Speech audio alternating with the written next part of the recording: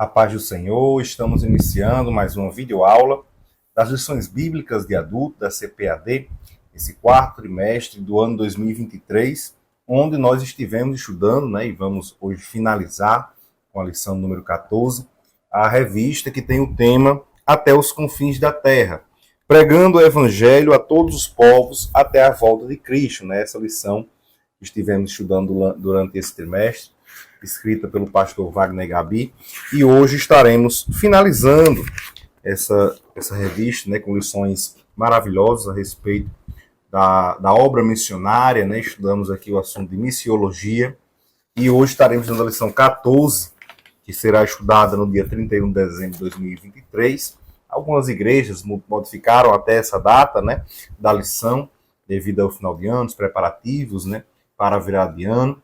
E ela tem o tema Missões e a Volta do Senhor Jesus. Ao longo desse trimestre, como nós falamos, estivemos estudando lições maravilhosas, riquíssimas em conteúdos a respeito da obra missionária. Foram 13 lições que nós já estudamos e hoje estaremos estudando a 14ª lição.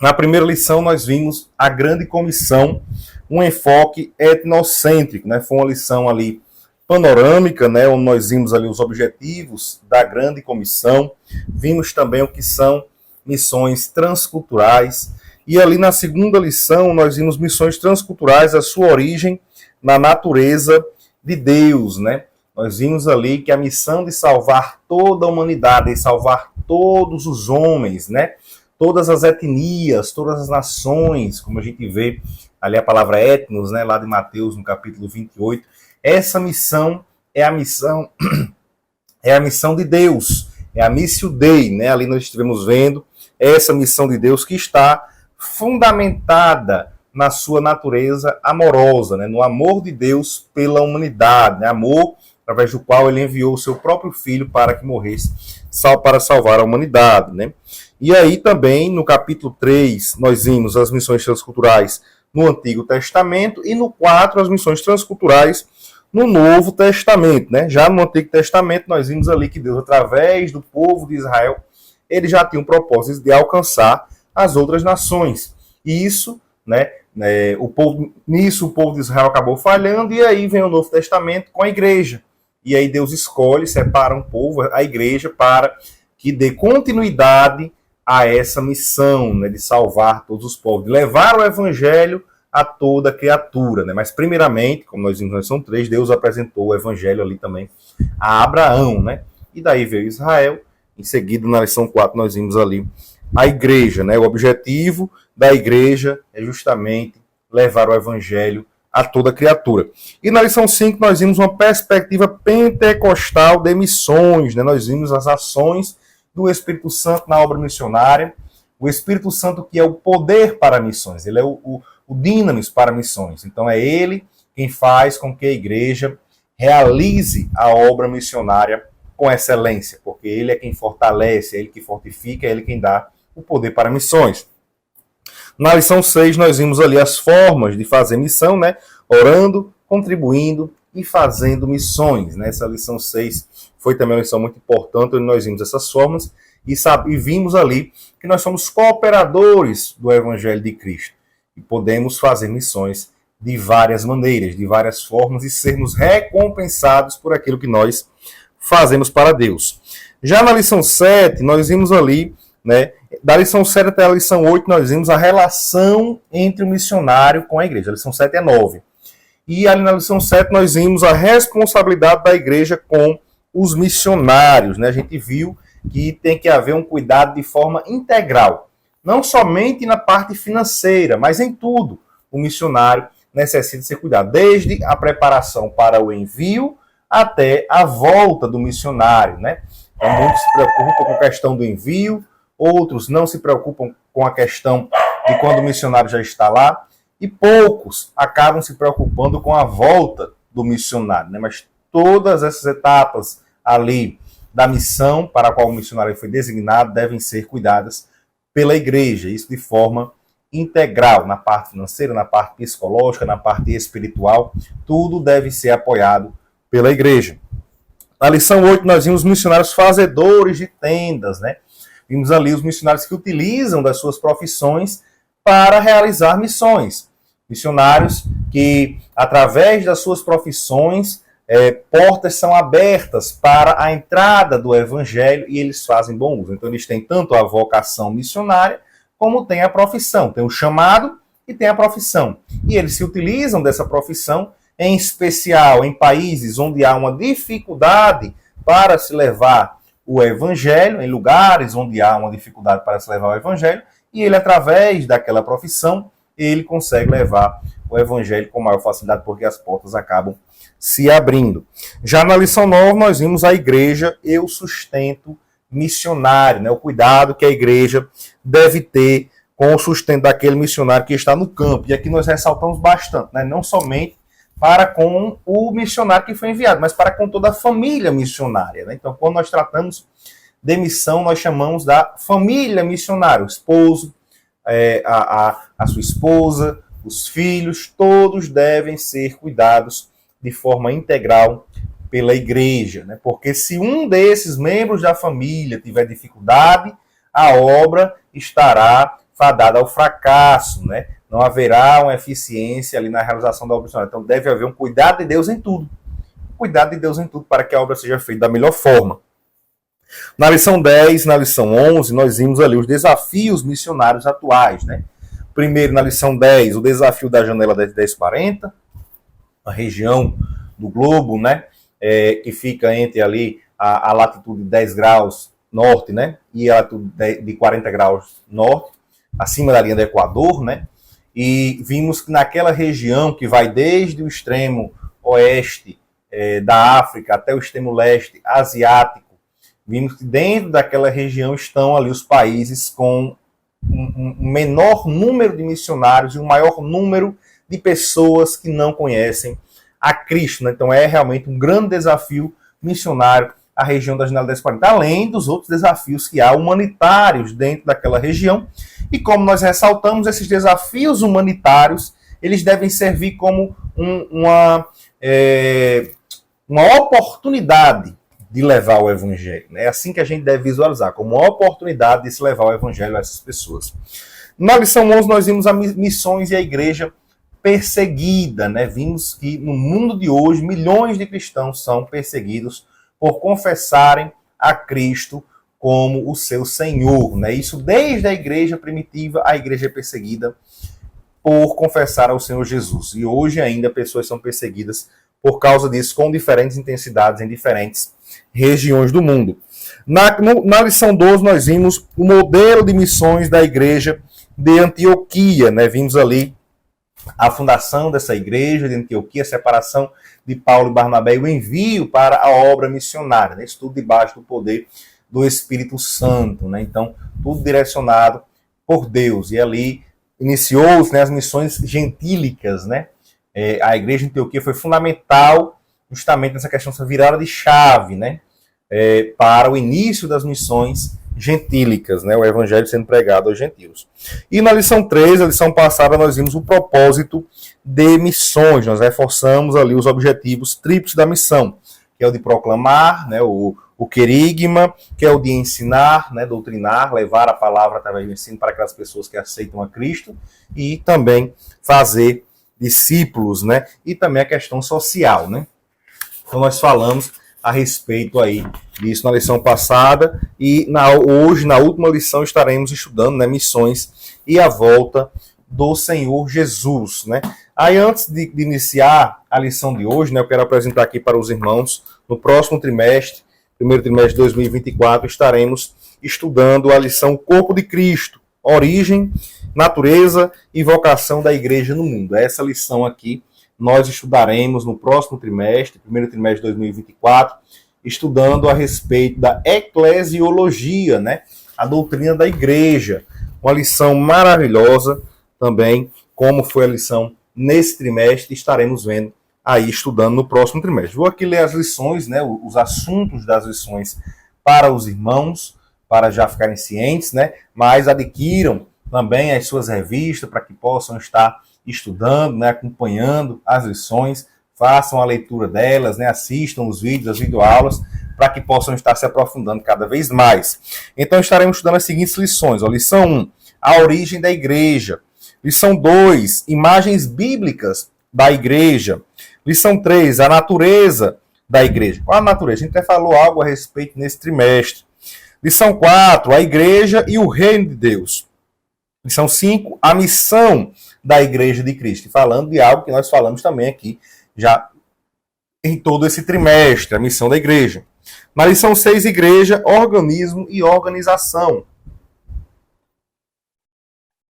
A igreja universal como organismo e a igreja local como organização. Estaremos falando também uma lição muito importante para que os irmãos saibam diferenciar. Lição 7, o ministério da igreja. Lição 8, a disciplina na igreja. Lição 9, o batismo. E a lição 10, a Santa Ceia. O batismo, a primeira ordenança da igreja, e a Santa Ceia, a segunda ordenança da igreja. Essas duas ordenanças, uma será estudada na lição 9 e a outra na lição 10. A lição 11, o culto da igreja cristã, que vai ser importante, né, para a gente abordar alguns elementos presentes no culto, que devem estar presentes e que muitas vezes a gente sente falta nos cultos hoje em dia, e que devem estar em todos os nossos cultos. Lição 12, o papel da pregação no culto. Essa lição também é muito importante, né? A pregação ela tem perdido a primazia dentro do culto, e isso é perigoso. Vamos estudar isso na lição 12 no próximo trimestre. E a lição 13, o poder de Deus na missão da igreja. Até falamos aqui na recapitulação das lições deste trimestre. O poder ele é dado através do Espírito Santo. Então, o Espírito Santo ele é fundamental para a igreja, para que a igreja possa realizar a sua missão aqui na Terra. Né? O Espírito Santo ele é de suma importância. A gente vai estar também tratando a respeito desse assunto no próximo trimestre. Então, nessa lição de hoje, né, nós vamos falar a respeito, como nós já dissemos, né, missões e a volta do Senhor Jesus. E o autor traz aqui, né, o textuário, ele diz: e este evangelho do reino será pregado em todo o mundo, em testemunho a todas as gentes, e então virá o fim. Lembrando aqui que esse versículo de Mateus 24, versículo 14, ele faz referência ao fim após o milênio, né? Então, essa pregação do evangelho, ela vai continuar após o arrebatamento da igreja, né? Ainda durante ali o período da grande tribulação e também durante o período do milênio, né? E aí, no período do milênio, o evangelho será pregado, né, em toda a terra, né? Será pregado em todo o mundo, em testemunho a todos os agentes, e aí virá o fim, que aí vem o juízo final, e sim, aí vem o fim, né, que realmente é o fim de todas as coisas, o fim do mundo, né? No caso, depois disso, haverá novos céus, haverá nova terra, que aí nós teremos o estado perfeito e eterno. E a verdade prática diz que a grande comissão, né, o autor fala que deve ser cumprida antes do arrebatamento da igreja. No caso, a função da igreja, né? A igreja ela vai cumprir com a grande comissão antes do arrebatamento, e quando chega ao final da era da igreja, né, que é com o arrebatamento, aí sim a igreja cessará, né? Cessará a pregação, a igreja. Mas após isso haverá ainda a pregação do evangelho, haverá salvação, né? E muitos até têm essa dúvida, né? Ah, mas haverá salvação durante a grande tribulação? Sim, haverá salvação durante a grande tribulação. E também ali no período do milênio. Então, essa salvação, o evangelho ele vai ser pregado até o período que finalizar ali o milênio, né? Então, finalizando, aí sim, virá o fim, com o juízo final, e depois ali o estado perfeito e eterno. Então a gente vê que realmente, né, é algo que se dará continuidade, né? O autor traz aqui como leitura bíblica em classe Mateus 24, do 3 ao 14, né? Como nós já dissemos, e é interessante ver esse versículo 3 aqui, onde os discípulos questionam Jesus a respeito de algumas coisas, não somente a respeito do arrebatamento, não somente a respeito da volta de Cristo, mas também a respeito, como ele diz aqui, ó. E estando assentado no Monte das Oliveiras, chegaram-se a ele os seus discípulos em particular, dizendo: diz-nos quando serão estas coisas que Jesus estava falando ali anteriormente a esse versículo. Os irmãos fazem a leitura de Mateus 24. Aí ele diz: estas coisas, e que sinal haverá da tua vinda e do fim do mundo. Então você vê aqui que eles falam, ó, três coisas. Não é somente a respeito da vinda de Cristo, ele fala também a respeito, eles perguntam também a respeito do fim do mundo. E aqui nessa resposta de Jesus, ele vai falando a respeito de tudo isso. Então, para não se confundir, a gente tem que acessar aos outros evangelhos também para compreender e entender que Jesus não está falando a respeito apenas aqui da vinda dele, mas também a respeito do fim de todas as coisas, né? Como os discípulos eles perguntam ao Senhor Jesus. Então o autor trata, né, aqui no primeiro tópico, alcançando o mundo até que Cristo volte, e no segundo, nessa relação entre a volta de Jesus e a obra missionária, né? Então, a gente sabe que todo cristão, ele aguarda a volta de Cristo, ele aguarda a vinda do Senhor Jesus, até porque essa é uma promessa que foi feita por ele, né? Como a gente vê lá em João, no capítulo 14, e no versículo 3, Evangelho segundo escreveu João, capítulo 14, versículo 3, ele diz assim: e se eu for, ou numa melhor tradução, e quando eu for, e vos preparar lugar, virei outra vez, e vos levarei para mim mesmo, para que onde eu estiver, estejais vós também. Então essa é uma promessa do Senhor Jesus, de voltar para levar para junto de si a sua igreja, né? E essa mensagem, a gente vê que é uma mensagem constante, no último capítulo do livro de Apocalipse, né, o último livro da Bíblia, e essa mensagem da volta de Cristo é uma mensagem constante nesse último capítulo. Veja que nos versículos 7, 12 e 20, o que Jesus diz, olha só, no versículo 7, eis que cedo venho, bem-aventurado aquele que guarda as palavras da profecia deste livro, né, algumas traduções vai ter presto, né, presto venho. Já no versículo 12 ele diz assim, ó, e eis que cedo venho, e o meu galardão está comigo para dar a cada um segundo as suas obras. E ainda no versículo 20, aquele que testifica estas coisas diz, isso o Senhor Jesus, certamente cedo venho. Amém. Ora vem, Senhor Jesus. Né? Então você vê aqui que essa mensagem da volta de Cristo é uma mensagem real, é uma mensagem bíblica, e essa volta é iminente. Ele diz, cedo venho logo, venho sem tardar, venho sem demora, venho breve. Essa volta de Cristo, ela é iminente. Talvez me diga, mas já faz tanto tempo que o Senhor disse que ia voltar e ainda não voltou. Sim, mas o tempo de Deus em relação ao nosso tempo é diferente. Para nós, seres humanos, é um tempo longo. Esse tempo que já passou desde que o Senhor Jesus falou a respeito da sua vinda. Mas para Deus é algo rápido. Para a nossa eternidade é algo rápido. E realmente, Cristo está voltando e nós devemos nos preparar para a sua vinda. E essa volta de Cristo, a sua segunda vinda, ela ocorrerá em duas etapas distintas, né? Para nós que somos pré-tribulacionistas, acreditamos que essa primeira parte da segunda vinda de Cristo, no pré-tribulacionismo, se refere ao arrebatamento da igreja.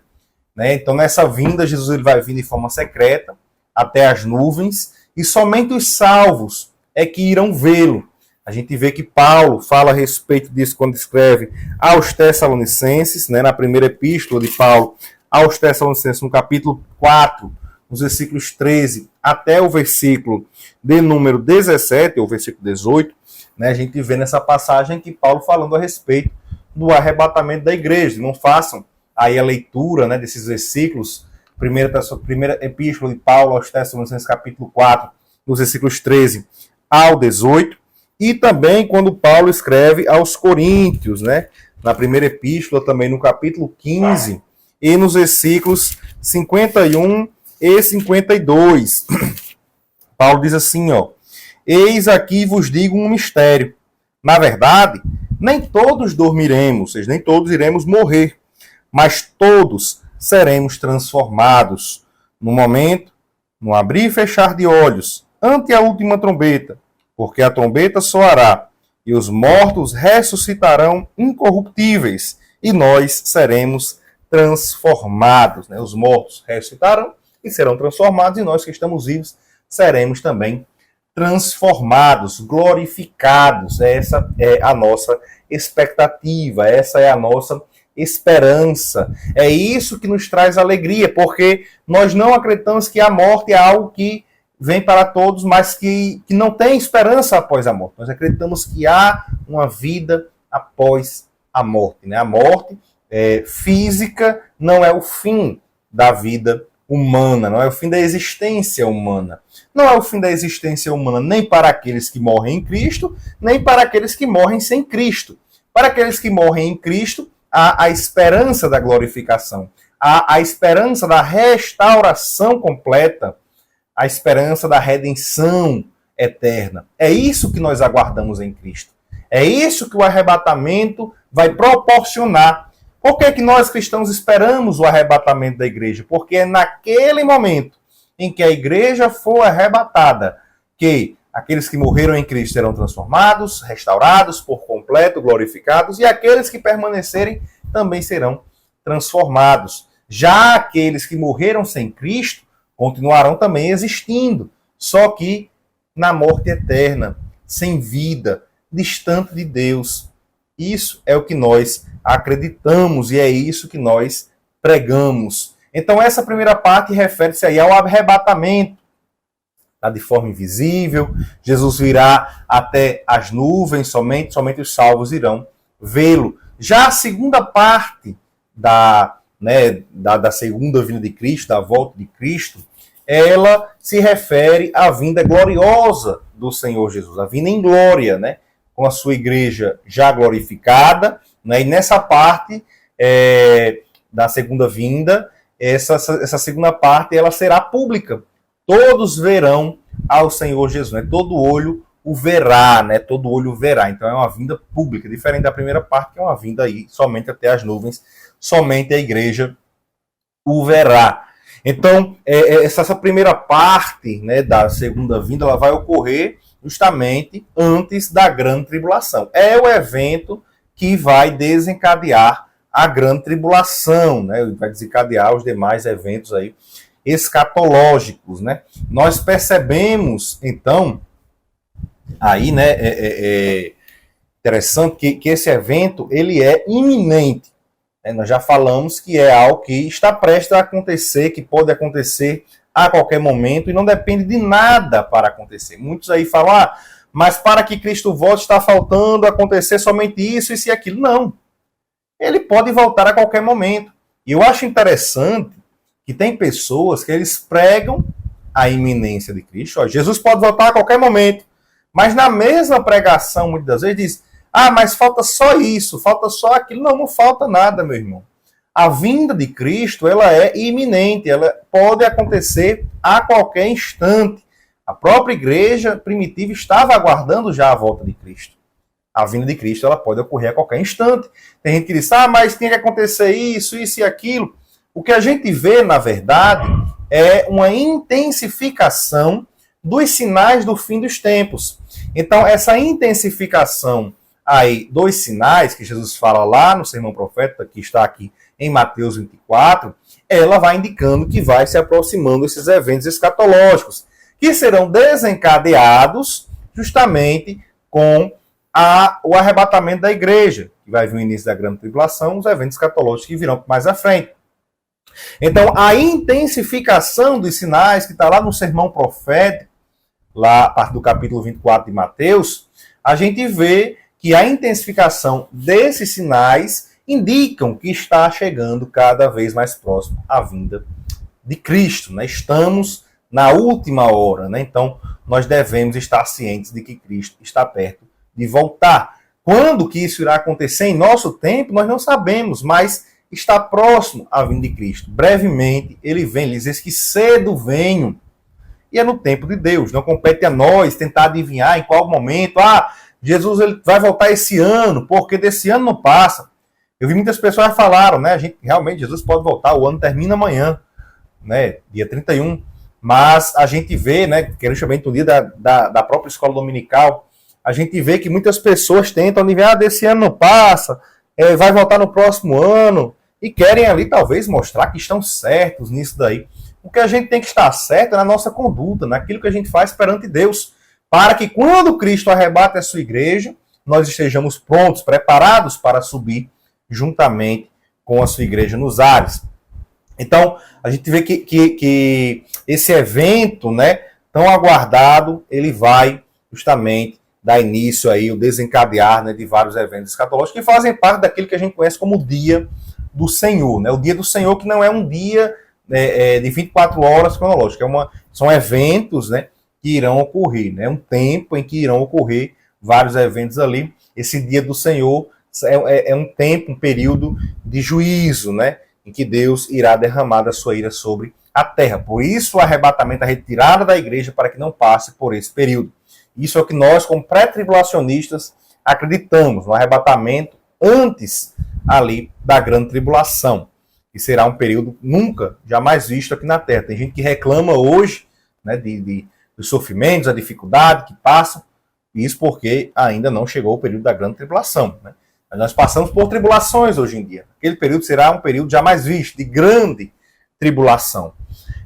E como esse arrebatamento ele é iminente, está prestes a acontecer, e só serão arrebatados os salvos em Cristo Jesus, nós percebemos aí a urgência que há em evangelizar todos os povos para que eles recebam a oportunidade, né, de aceitar a Cristo e possam ser arrebatados aos céus, né, aqueles mortos, né, que serão ressuscitados e transformados, e aqueles que ficarem vivos para que sejam transformados e arrebatados juntamente com a igreja do Senhor Jesus, né? E aqueles que rejeitam a salvação em Cristo ficarão na grande tribulação, e aqueles que já morreram, né, aguardarão ali o juízo final, né? Então, aqueles que recebem a Cristo serão arrebatados juntamente com a igreja. Aqueles que não recebem, os vivos ficarão na grande tribulação, e os que já morreram estarão aguardando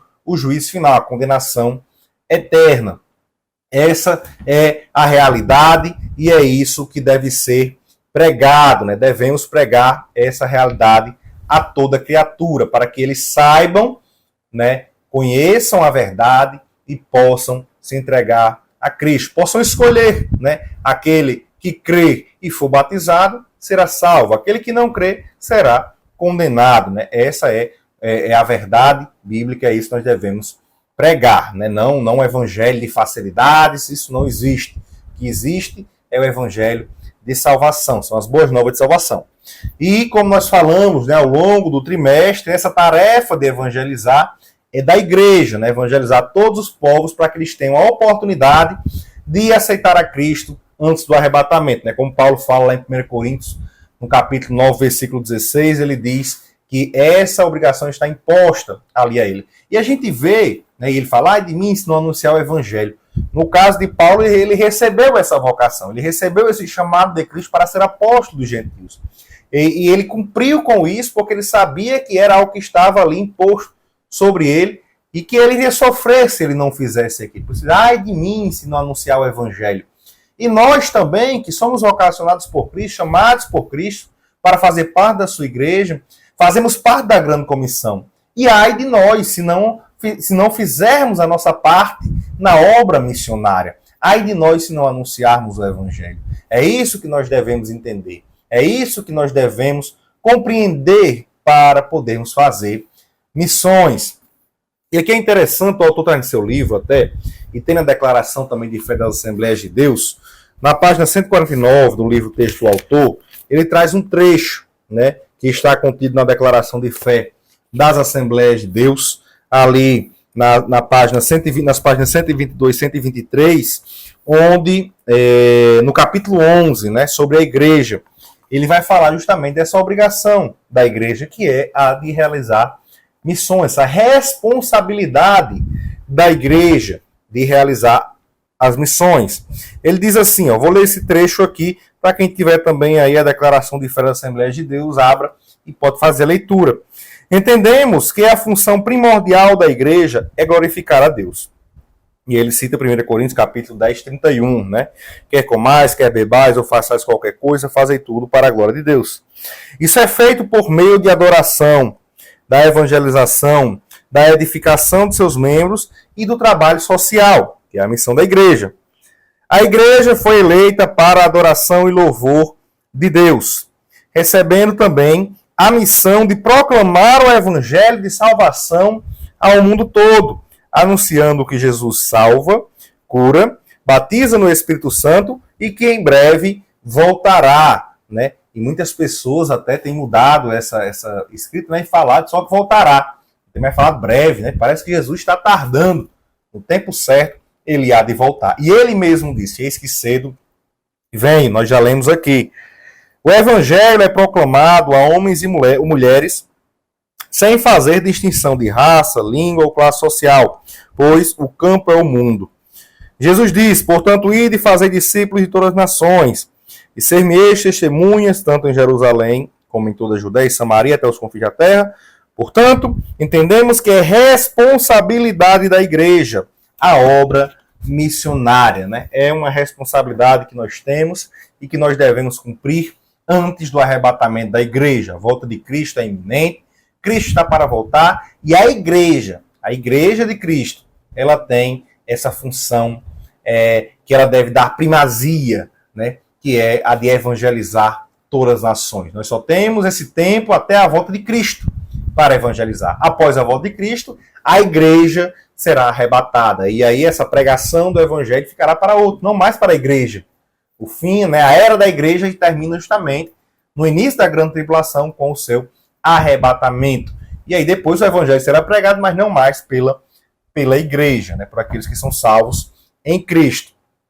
E aí nós vemos, né, que é importante aqui ressaltar que todos aqueles que trabalham em prol do reino de Deus serão recompensados pelo Senhor. Isso a gente vem falando já ao longo desse trimestre, mostrando que todos aqueles que são cooperadores da obra de Deus, que são coparticipantes ali na obra missionária, serão recompensados, galardoados por aquilo que fazem. E logo após o arrebatamento da igreja, né, logo após esse evento, a igreja ela passará pelo tribunal de Cristo, que está aí lá na segunda epístola de Paulo aos Coríntios, no capítulo 5, versículo 10, Paulo fala do tribunal de Cristo, e também ele cita ali em 1 Coríntios capítulo 3, versículos 11 ao 15, né, como é que vai ser esse tribunal, né, as obras que serão provadas passarão pelo fogo, e algumas, né, obras que não forem ali aprovadas, né, como feno, palha, madeira, elas serão queimadas pelo fogo, mas que forem como prata, ouro e pedras preciosas, passarão e ali receberão o galardão as pessoas que fizerem essas obras autênticas, obras verdadeiras. Mas lembrando, né, esse tribunal de Cristo ele é exclusivo para os salvos, somente os salvos passarão pelo tribunal de Cristo. Será para recebimento do galardão, né, recebimento de recompensa da parte de Deus. E também não será para condenação, né, já que todos que vão passar ali serão salvos. Então tem um tribunal de Cristo, após o arrebatamento da igreja, para galardoar os salvos, e há o tribunal do trono branco, que é diferente do tribunal de Cristo. Tribunal de Cristo para recompensa, tribunal do trono branco para juízo, para condenação dos ímpios, daqueles que rejeitam a Cristo. E Deus, ele já tem reservado aí o prêmio, a coroa para os salvos na pessoa de Cristo. E aí a gente vê a coroa da vida, como cita Tiago, capítulo 1, versículo 12, Apocalipse 2:10, a coroa de glória, 1 Pedro 5, 2 ao 4, a coroa de justiça, 2 Timóteo 4:8, e também a coroa incorruptível, como Paulo fala lá em 1 Coríntios, capítulo 9, versículos 25 ao 27. Né? Os irmãos peguem esses versículos, né, e façam aí a leitura, né, de cada um deles. Então a gente vê que a vinda de Cristo, ela sendo iminente, né, estando prestes aí a acontecer, então nós devemos aguardar essa vinda a todo instante. Todo instante devemos estar preparados para a vinda do Senhor Jesus, porque será como num piscar de olhos. Não dá tempo de se preparar na hora. Tem que estar preparado antes, tem que estar firme, tem que estar na posição para poder ser arrebatado juntamente com a igreja. Então, sabendo disso, né, tendo conhecimento disso, tendo conhecimento da nossa responsabilidade com a grande comissão, então tendo conhecimento da iminente volta de Cristo, da nossa responsabilidade para com a grande comissão, e também sabendo que Deus não quer que ninguém pereça, né, como ele fala, na segunda epístola de Pedro, no capítulo 3, no versículo 9, ele diz assim, ó: o Senhor não retarda a sua promessa, é a volta, ainda que alguns a tenham por tardia. Isso já naquela época já tinha gente assim. Mas é longânimo, paciente, para convosco, não querendo que alguns se percam, senão que todos venham a arrepender-se. Né? Deus ele enviou o seu Filho para que morresse por toda a humanidade. Então, o sacrifício de Cristo foi por toda a humanidade. É bem verdade que nem todos recebem, nem todos querem aceitá-lo para receber a salvação, mas a morte de Cristo, ela possibilita toda a humanidade a recebê-lo e receber a redenção, receber a salvação. Então, nós conhecendo, né, tudo isso, sabendo da iminente volta de Cristo, sabendo da nossa responsabilidade, sabendo da vontade de Deus de salvar toda criatura, nós devemos estar prontos para pregar o Evangelho de Cristo a todos os povos, a todas as nações. Né? É isso que nós devemos estar cientes. Né? Então, o que é que relaciona a volta de Cristo também com a obra missionária? É essa urgência de se pregar o Evangelho a essas pessoas. Porque a volta de Cristo ela é iminente. Então, isso é o que há de relação entre a volta de Cristo e a obra missionária. Né? Mas vale ressaltar que, apesar do ministério, né, da igreja, né, ser até o arrebatamento, essa pregação do Evangelho vai ser até o arrebatamento por parte da igreja, o Evangelho continuará sendo pregado durante a grande tribulação, né, e também no milênio, né, até que atinja os 4 cantos da terra, e aí sim, venha o fim, né, venha o juízo final, né, seguido ali do estado perfeito e eterno, né, que a gente já leu aqui, Mateus capítulo 24, no versículo 3, é a pergunta do discípulo de Jesus, e ele responde lá em Mateus capítulo 24, 14, justamente a respeito do fim, ali o fim de tudo, né, não o arrebatamento da igreja. Amém, meus irmãos? Então, até que Cristo ele leve a sua igreja, nós devemos investir em missões. Nossas orações elas devem abranger todos os povos no mundo inteiro, porque Deus quer salvar toda criatura. O nosso dinheiro nós devemos utilizar para apoiar os missionários autênticos até os confins da terra.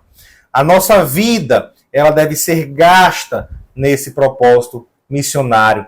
Os nossos filhos, nossa família, eles devem ser direcionados para ter uma visão missionária, né? Estar, assim, à disposição do Senhor para realizar essa grande obra. Então a gente finaliza aqui, meus irmãos. Vou ler aqui a conclusão do autor nessa lição de hoje e a gente finaliza a nossa revista desse trimestre, já se preparando aí para o próximo trimestre. O autor diz assim: preliminarmente, devemos agradecer a Deus pelo despertamento missionário que temos visto no Brasil nesses últimos tempos quanto à prática missionária. E nosso desejo é que mais igrejas locais invistam em oração, em recursos humanos e financeiros para alcançar os que ainda se encontram perdidos. Vivemos os últimos dias da igreja no mundo e por isso essa obra é urgente. Que o Espírito Santo continue despertando a igreja nesses últimos dias que antecedem a volta de Jesus Cristo para arrebatá-la. Amém, meus irmãos? Então, eu desejo a todos, né, um feliz ano novo, que Deus dê prosperidade espiritual para os irmãos, conceda, né, tudo aquilo que é da parte dele, que é da vontade dele para as nossas vidas, que nós possamos estar cada vez mais firmes na obra do Senhor, esperando a vinda do Senhor Jesus, né? Então, como eu sempre falo para os irmãos, né, que ficaram até aqui conosco, curtam esse vídeo, compartilhem também com seus familiares, com seus amigos, para que eles possam estar ali aprendendo a respeito da palavra de Deus. Lembrando aos irmãos que a gente fica com a playlist das aulas desse trimestre, aqui salva no nosso canal a playlist do quarto trimestre do ano 2023. Para os irmãos que faltaram alguma aula, tem alguma dúvida, acessem essa playlist e aprendam mais a respeito de missiologia. Então aguardo os irmãos aqui também no próximo trimestre para que continuemos estudando a palavra de Deus com afinco, né, com vontade, para que possamos aprender mais e mais a respeito de Cristo. Então neste domingo participe de forma presencial da Escola Bíblica dominical. E que Deus abençoe a todos, em nome de Jesus.